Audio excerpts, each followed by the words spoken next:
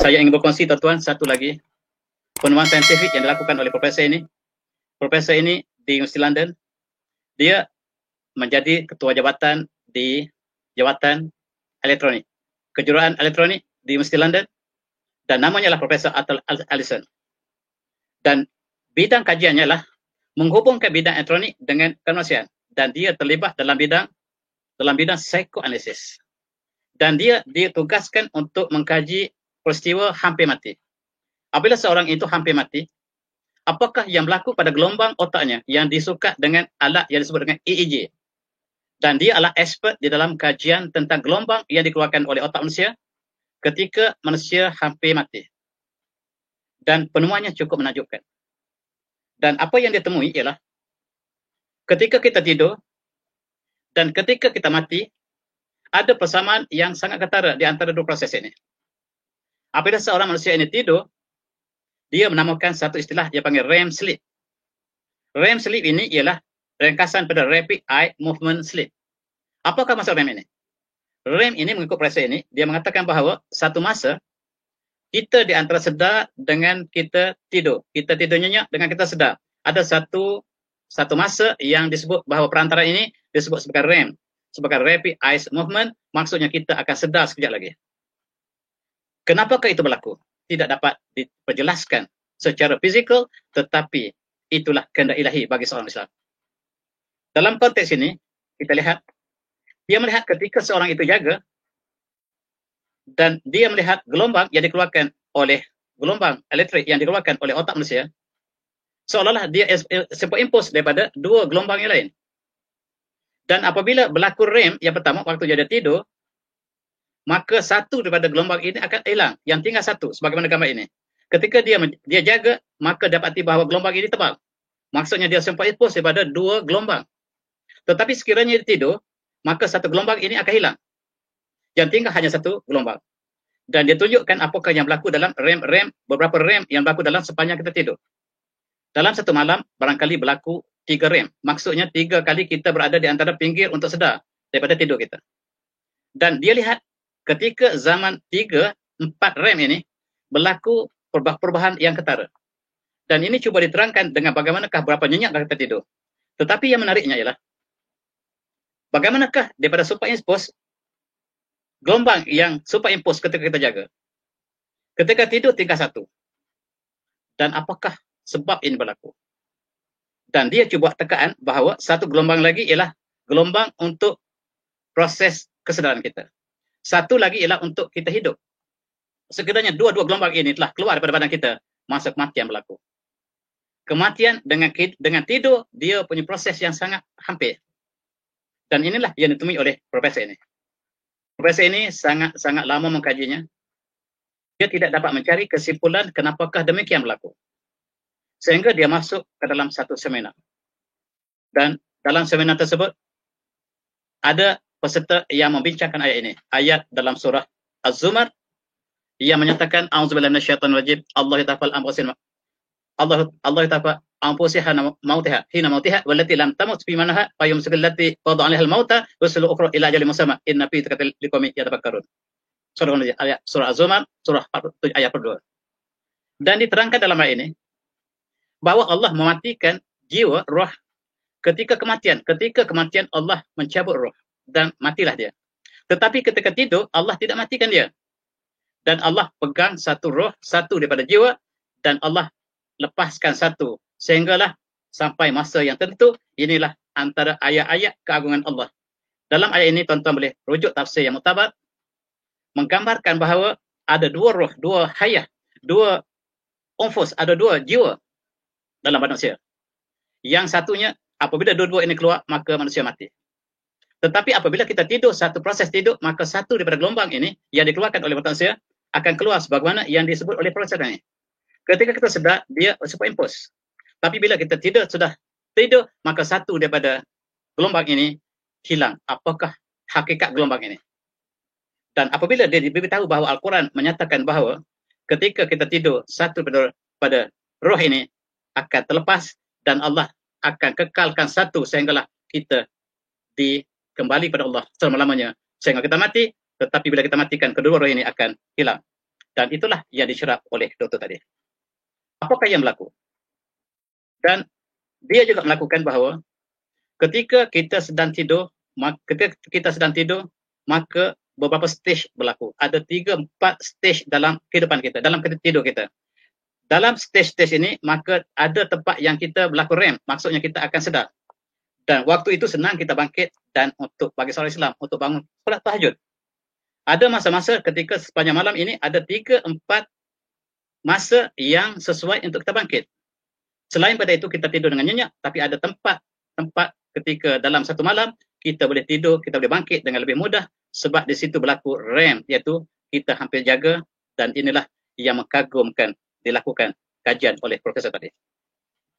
Inilah tuan-tuan, saya gambarkan dalam bentuk lain, bahawa sepanjang kita tidur, dia berlaku gelombangnya, sebagaimana kita lihat di sini, ketika kita sedar, maka, dan kita tidur ada 4 stage.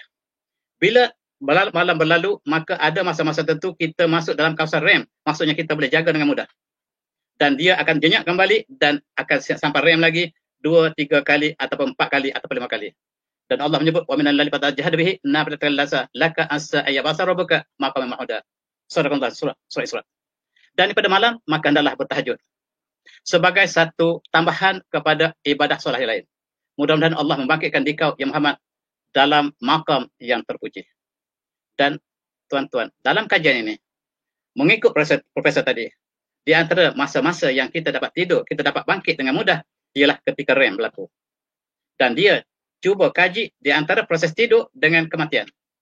Dan dia mengatakan bahawa tidur ialah proses yang hampir sama dengan proses kematian.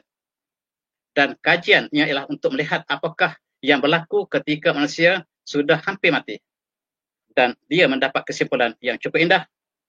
Dan oleh sebab itulah, kita lihat apabila Rasulullah ingin tidur dan bangkit di tengah malam, Rasulullah pun berdoa. Berdoa ini menggambarkan sesuatu yang dikaji oleh Profesor tadi.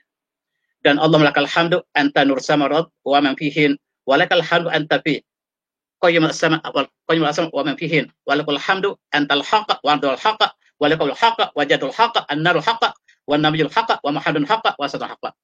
Ini doa Rasulullah ketika baginda terjaga waktu tengah malam dan baginda bangun untuk bertahajud. Dan kata doktor, waktu yang sesuai untuk bangun ialah ketika REM itu berlaku. Dan tuan-tuan, kajian juga menunjukkan bahawa 3-4 stage ketika tidur tadi, stage yang terakhir ialah stage kematian.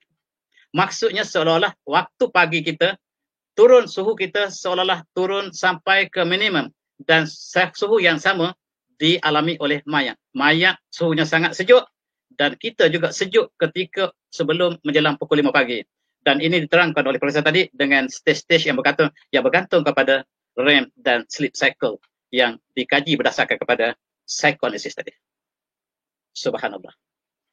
Dan tuan-tuan, dalam ayat yang lain, Allah mengatakan, wa huwa alladzi yatafakkaru bil laili wa ya'lamu fil jarahtum bin nahar tsumma yuzkum fi qada'i ajalin musamma tsumma alayhi majukum tsumma nuwikum bima kuntum ta'malun. Surah Al-Azim. Dan dialah Allah yang mewafak kamu, yang mematikan kamu waktu malam. Allah mengatakan Allah mewafatkan kamu ketika malam. Dan ini meranjakkan Profesor tadi. Profesor tadi mengatakan bahawa ketika tidur kita mati. Sebab sebahagian daripada gelombang telah keluar. Dan itu tidak berlaku ketika kita sedar. Dan proses tidur adalah proses kematian. Dan sekiranya satu lagi gelombang keluar, maka kita mati seluruhnya. Mati yang sebenarnya. Dan Allah menyebut, wahai ladzi tawaffakum bil laili wa ya'lamu ma jarahtum bin nahar. Dan Allah mengetahui apa yang kamu lakukan waktu siang. Dan Allah matikan waktu malam. Sehingga akhirnya ayat ini.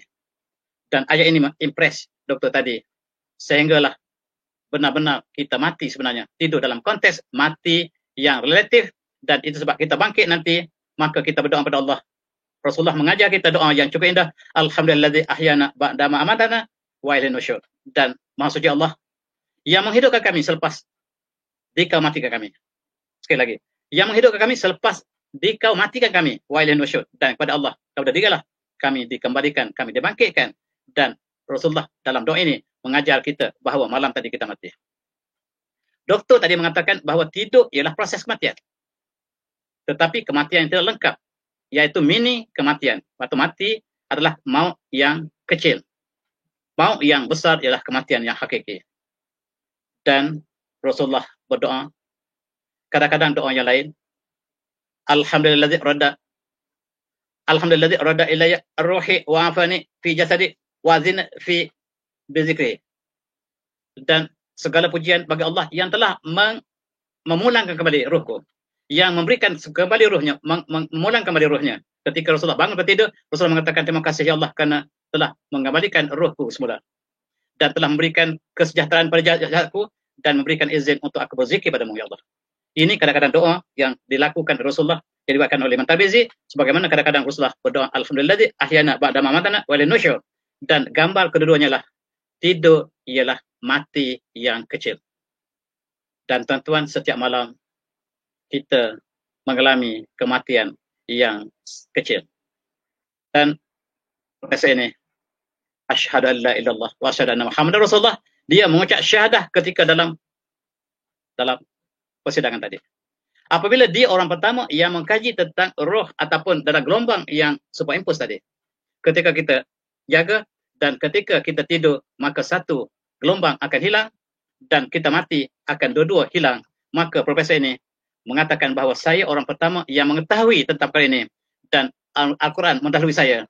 Maka saya tidak ada pilihan lain kecuali saya surrender dan saya mengucap syahadah asyhadu an la ilaha illallah wa asyhadu anna Muhammadar Rasulullah. Ini satu contoh bagaimanakah intelektual yang ikhlas mengkaji dan berakhir dengan kesimpulan sama. Allah mengatakan syahadallahu annahu la ilaha illa wal malaikatu wal mulku bil qist la ilaha illallah hakim. Dan Allah menyaksikan bahawa tiada Tuhan melainkan Allah. Dan orang yang berilmu, malaikat menyaksikan tiada Tuhan melainkan Allah. Dan orang yang berilmu mengkaji ilmu dengan adil dan amanah akan menyaksikan bahawa tiada Tuhan melainkan Allah. Barangkali satu contoh yang barangkali kita boleh tunjukkan di sini, profesor ini yang melakukan kajian begitu adil dan dia berakhir dengan syahadah kepada Islam. Dan itulah tuan-tuan. Mengikut profesor ini, ayat surah Zumar telah menikam hati perasaannya. Allah dapat ampusan hina mautah wallati lam tamut fi manamha wa yuzamir fi qada'an lihal mautah wa sul ukhra ila ajalin musamma inna fi dzakatil liqami yatafakkarun. Ayat ini menikam dia. Dalam perkataan dia mengatakan seperti berikut. Through this verse, we could prove that death and sleep are similar phenomena, in which souls depart from the body. In the case of sleep, the soul returns to the body, but in death, it doesn't. Dia mengatakan bahawa ayat ini bagi dia, kajian dia, tidur dan mati dua peristiwa yang similar, yang serupa. Kecuali ketika kita tidur, kembali roh semula ke badan kita. Tetapi dalam kematian, roh itu tidak kembali dan roh yang asal pun akan dikeluarkan dan itulah berakhir hidup manusia. Dan doktor tadi telah mengucap syahadah daripada kajian yang berkaitan dengan tidur yang asalnya kajian ini ditolak oleh Barat sebagai kajian yang tidak saintifik, tetapi sekarang mereka telah masukkan kajian psikoanalisis ke dalam kajian baru dan mereka sekarang sedang menerokai bidang yang mereka tidak pernah terokai sebelum ini, yaitu bidang yang berada di sempadan di antara fizik dan metafisik.